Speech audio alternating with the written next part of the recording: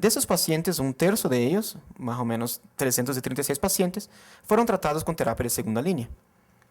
Y en esta pequeña evaluación no tuvo ningún cambio, ningún beneficio de sobrevivencia en la terapia de segunda línea, sea con lenalidomida, con factores hipometilantes o con otro tipo de tratamiento como terapia más intensiva o hasta mismo terapia inmunosupresiva. Sugiriendo que realmente son mismo pacientes de bajo riesgo al momento que presentan falla en el primer tratamiento van a tener una sobrevivencia bastante pobre.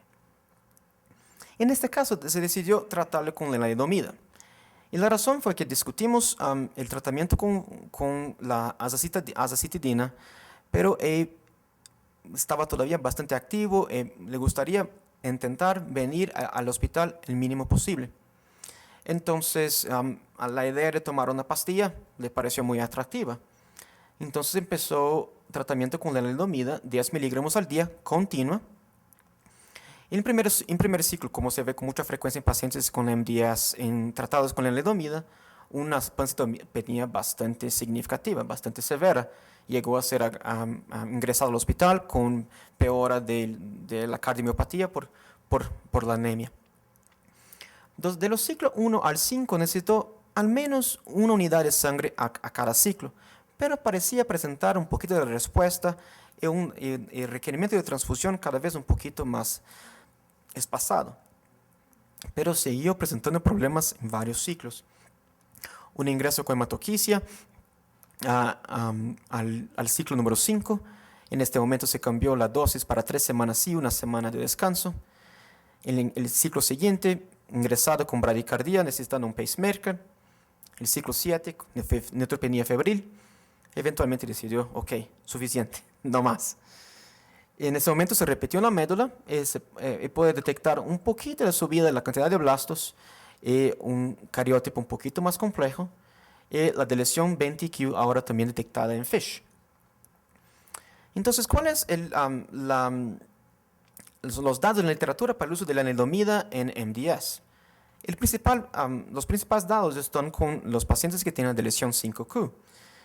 En este paper que fue publicado en New England con un grupo de 148 pacientes con deleción 5q, pacientes tratados con lenalidomida 10 miligramos al día, presentaron una respuesta bastante impresiva, 76% con reducción de la necesidad de transfusión y 67% de pacientes no más necesitan transfusión. Fueron casi 2 años de tratamiento con una respuesta muy rápida. Al primer mes prácticamente ya hay una respuesta. La medida de respuesta no fue encontrada en el estudio. Está bastante difícil de ver acá, pero se puede ver que pacientes con deleción 5q isolada o también con una anomalía adicional o hasta mismo con cariótipo complejo presentaron respuesta. Lógicamente, pacientes solamente con la deleción 5q isolada presentaron respuesta más alta. Y de los 148 pacientes, 68 tuvieron un seguimiento de su citogenética. Y casi todos los pacientes presentaron alguna respuesta citogenética, con un porcentaje importante de los pacientes con una respuesta completa. Eso llevó a un estudio de fase 3, randomizado con aproximadamente 205 pacientes con 2 dosis distintas de lenalidomida, precisamente porque uno de los principales problemas con la lenalidomida son las citopenías. Entonces, lenalidomida 5 o 10 miligramos al día o placebo por 16 semanas. Se pudo ver que la respuesta fue bastante importante, aproximadamente 60% de los pacientes, pero sin cambios con la dosis de 5 o 10 miligramos. Al evaluar en la mejoría de la hemoglobina, se puede ver que la lenalidomida de 10 miligramos tiene una curva un poquito más alta, pero sin significancia estadística.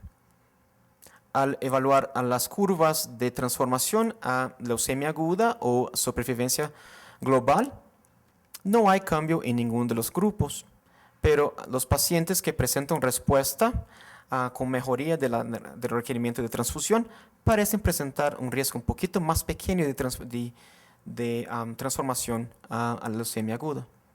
Con cuestión de supervivencia, en general los 3 grupos son iguales, pero los pacientes que presentan mejoría citogenética o entonces en la necesidad de transfusión parecen presentar una supervivencia un poquito mejor.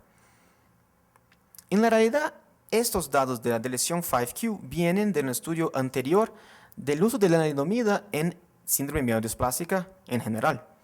En un estudio más pequeño de 43 pacientes, todos dependientes de transfusión con anemia sintomática, que o no respondieron a eritropoyetina o que necesitaban dosis muy altas de eritropoyetina. Otra vez se pudo ver que la respuesta mediana no puede ser encontrada. Y acá está un poquito difícil de ver, pero se puede ver que pacientes tanto con la deleción 5q o con cariotipo normal o otro cariotipo presentan algún nivel de respuesta. Una respuesta muy más alta en los pacientes con 5q. Pacientes con riesgo IPSS más bajo también presentan una respuesta un poquito más alta, pero mismos pacientes de riesgo más alto presentaron alguna respuesta. Entonces, basado en estos datos, el facto de que este paciente no tenía deleción 5q, pero tenía alguna posibilidad de respuesta, esa fue la razón que intentamos tratamiento, pero como se puede ver, con una respuesta muy pequeña. Un estudio siguiente de fases 2 de lenalidomida en pacientes con cualquier tipo de mutación, también dependientes de transfusión de bajo riesgo, en este caso sin deleción 5q.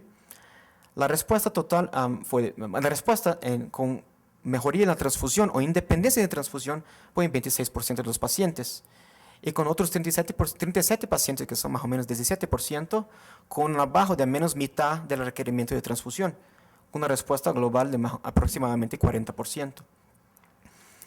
Se puede ver que el nivel de hemoglobina un poquito mejor en los pacientes con respuesta contra los pacientes sin respuesta. Y abajo la curva de la supervivencia. Ahora, en ASH del año pasado, se evaluó qué pasa con los pacientes después que no más responden a la lenalidomida. Son 203 pacientes con deleción 5q y otros 200 pacientes con otros cambios genéticos. Desafortunadamente, la sobrevivencia es muy pobre, de un poco más de 2 años, tanto en pacientes con 5q como en pacientes con otras mutaciones. En este grupo de pacientes, los pacientes con 5q beneficiaron de una segunda línea de tratamiento, con una supervivencia bastante superior. En el caso, al menos en este grupo de pacientes, no tuvo ningún beneficio de supervivencia. Todavía los números son bastante distintos, pero quizá por la cantidad pequeña de pacientes no se puede detectar una diferencia estadística para un beneficio para un tratamiento de segunda línea.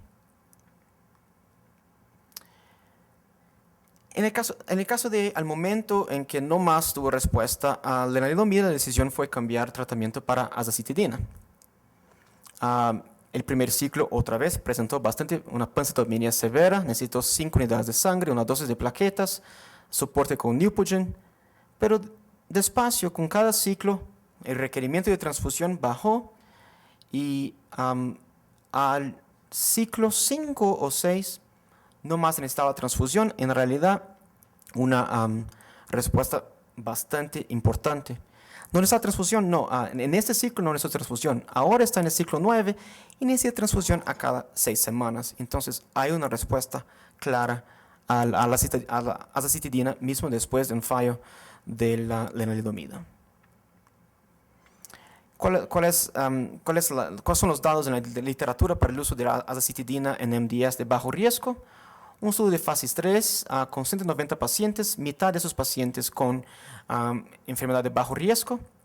Se pudo ver que no existe una mejoría de supervivencia muy clara, es muy pequeña, de azacitidina en el grupo total al comparar con Best Supportive Care.